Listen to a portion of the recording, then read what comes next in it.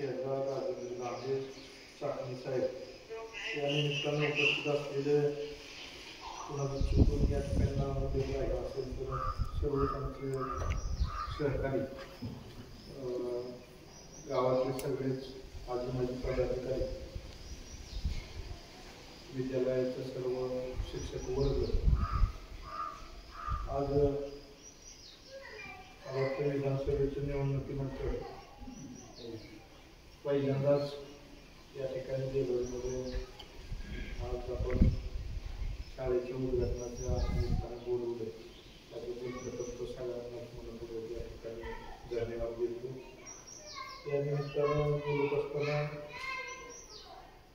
5 वर्षाच्या कालावधीमध्ये तुम्ही दिलेल्या संधीमधून छोट्या छोट्या गोष्टीपासून ते या तालुक्याचे जे काही मोठे प्रश्न होते म्हणजे कोकणसारखा असेल जळगावसारखा असेल शिक्षणसारखा असेल हे करत असताना गावपातळीवरच्या छोट्या छोट्या प्रश्नांची निवडणूक करायचा आपण प्रयत्न केला. निवडणुका ह्या होत राहतील निवडणुका येणार आहेत आपण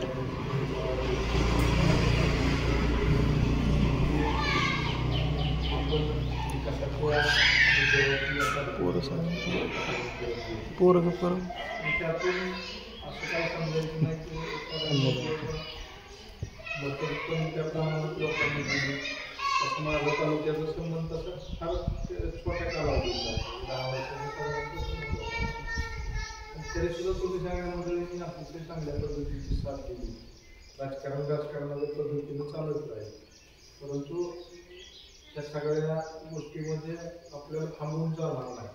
विकासाची जी प्रक्रिया आहे ती निरंतर चालणारी प्रक्रिया आहे आणि तुम्ही बघितले की शेवटी आज आपल्याला एवढी लोकांनी मदत दिली की 20-25 वर्षाचे प्रश्न तसेच आहेत. त्याला कुठंतरी न्याय द्यायची भूमिका आपण 5 वर्षाच्या कालावधीमध्ये केली. त्यातून तुम्ही सगळ्यांनी सहकार्य केले. आज आपण पाहतो की मागच्या 5 वर्षात असं एकही बजेट नव्हतं. म्हणजे आपल्याकडे अधिवेशन एक बजेटचं वार्षिक बजेटचं एक अधिवेशन फेब्रुवारी-मार्चमध्ये होतं. त्याच्यानंतर जूनचं एक पावसाळी अधिवेशन होतं आणि हिवाळी अधिवेशन असं 3 अधिवेशनं साधारणतः वर्षभरामध्ये होते. आज आपण पाहतोय वर्ष होत आलं म्हणजे वर्षभराचं पहिलं अधिवेशन आहे त्यात ₹1 तालुक्याला आपल्याला मिळालेलं नाही.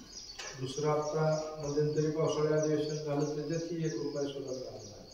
पण आपल्या 5 वर्षाच्या कालावधीमध्ये कोविडची 2 वर्ष आणि सरकारची आर्थिक परिस्थिती यायला लागणारा 1 वर्षाचा कालावधी ही 3 वर्ष सोडली तर असं मला वाटत नाही की कुठल्या अधिवेशनामध्ये आपल्याला काही मिळालं नाही. मग ते गावपातळीवरचे छोट्या छोट्या कुठं गटरीला पैसे असतील, कुठं सावंतपाला असतील, कुठं 25 पगाराचे असतील, 30 चौकाचे असतील, तीर्थक्षेत्राचे असतील, पर्यटनचे पैसे असतील म्हणजे शासनाची जेवढी हेड आहेत आपल्याकडे त्या सगळ्या हेडवरती आपण निधी आणून काम करायचा प्रयत्न केला. आज आपण बघतोय की बाबा वर्ष झालं तरी तालुक्यामध्ये फक्त आपण दिलेल्या कामाचंच कामं चालू आहे. इथे ह्याच्या सगळ्या प्रशासकीय मान्यता बघितलं तर आपल्या कालावधीतल्या प्रशासकीय मान्यता आज नवीन काम कुठलंही आपल्याला मंजूर झालेलं दिसत नाही. कुठंतरी मग पहिल्या पद्धतीप्रमाणे लोकांना फसवायचं उघडीचं पाणी आणतो म्हणायचं पण कागदावरती काहीच नसतं. 5 वर्ष मी बघतोय मागची 20 वर्ष कुकडीचं बघतो काय रेकॉर्डवरती काहीच नाही. फक्त प्रत्येक नेत्यांचे फोटो तेवढे बघायला मिळाले. पण 5 वर्षाच्या कालावधीमध्ये आपण ज्यावेळेस तो विषय हातात घेतला त्याला एक मुक्त स्वरूप आपण त्या ठिकाणी ऑन रेकॉर्ड जळगावसारखी योजना असेल जळगावची योजना तुम्ही बघितलं असेल ते अतिशय चांगल्या पद्धतीने चालवायचा प्रयत्न केला. आज आम्ही बघतोय जळगाव योजना 5 वर्षाच्या कालावधीमध्ये 33% धरण संध्याकाळी 6ला झालं की सकाळी बटन आपण आज सुदैवानं तालुक्यामध्ये आज कधी नाही ती मागच्या 100 वर्षाची परिस्थिती आज निर्माण झाली आणि मे मध्ये धरण आपलं जवळजवळ 55-60% भरतं. पण दहिगाव कधी चालू झाली 50,000 नदीला पाणी सुटलं. आता तीच जर योजना 33% चालू झाल्यानंतर 1 महिना अगोदर चालू झाले तर आज खालच्या भागामध्ये आपल्याला व्यवस्थितपणे त्याचा लाभ उन्हाळी पिकाला मिळाला असतो 100% आपल्याला. ठीक आहे आता राहत जरी पाणी घेतलं नसतं तरी आजूबाजूच्या तळ्यात असेल वड्यात असेल नालाबंदीमध्ये पाणी दिलं असतं तर त्याची वॉटर लेवल आपल्याला मेंटेन करायला 2 वर्ष अतिशय चांगला सपोर्ट मिळाला असता. पण आज बघतोय आपण की लाईट बिलाचे पैसे असतील, आता लाईट बिलाचे पैसे सुद्धा, कारण त्याचं नियोजन व्यवस्थित नाही झालं. आता लाईट बिल सुद्धा मीच त्यावेळेस जे पैसे शासनाकडून 6-6.5 कोटी घेतले होते की त्याची सुधारित प्रशासकीय मान्यता नव्हती, त्यामुळं त्या हेडवरचे पैसे वापरता येत नव्हते. म्हणून आपण सिंचन व्यवस्थापनमध्ये महामंडळाचे पैसे 6.5 कोटी त्याच्यामध्ये घेतले आणि ते लाईट बिलाची रक्कम त्यावेळेस आपण भरण्यासाठी घेतली.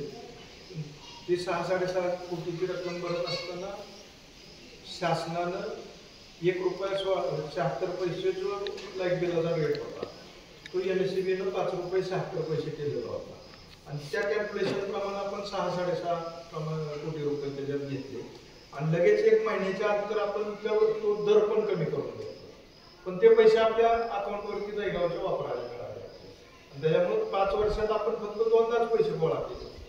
3 वेळेस पैसे गोळा केले. एकदा 36 लाख रुपये गोळा केले, दुसऱ्या वेळेस 36 आणि मागच्या वेळेस 60% धरण भरल्यानंतर 17 लाख रुपये आपण गोळा केले. म्हणजे 3 वेळेस फक्त पैसे आपण त्या ठिकाणी मागचे सगळे बिलं आपण 5-5.5-6 कोटीची बिलं त्यातनं भरली होती आणि हे पैसे गोळा केलेले त्यातले आता 1-2 कोटी रुपये शिल्लक राहिले होते. पण आता मागची जी पाळी दिली गेली त्याच्यामध्ये रेटकडे कुणी लक्ष दिलं नाही, आपोआपच ते 2 कोटी आता संपलेले. म्हणजे शेवटी नेतृत्वानं काम करत असताना डोळसपणे काम करणं गरजेचं आहे. बॅकवॉटरच्या बाबतीत तुम्ही बघितलं असेल की 5 वर्षाच्या कालावधीत बॅकवॉटर कधीच 60% जाऊन गेलं नाही. साधारणतः 35-36-38% पुढे बॅकवॉटर गेलं. ह्या सगळ्या गोष्टींवरती आपण जाणीवपूर्वक काम करत होतो. म्हणजे शेवटी नेतृत्वानं काम करायचं म्हणजे काय करायचं, नुकतंच आपण मानधन कोणाचं फोटो काढून लोकांची फसवणूक करून जातीपातीचं राजकारण करून त्यांनी प्रपंचाची वाटोळी होणार आहे आणि तो दृष्टिकोन आपल्याला ह्याच्यासाठी राजकारणासाठी कधी ठेवायचा नाही आणि अशा भावनेतून आपण त्या ठिकाणी काम करायचा प्रयत्न करतो. पुढे सुद्धा भविष्यात आपल्या ह्याच पद्धतीनं काम करायची पद्धत राहील.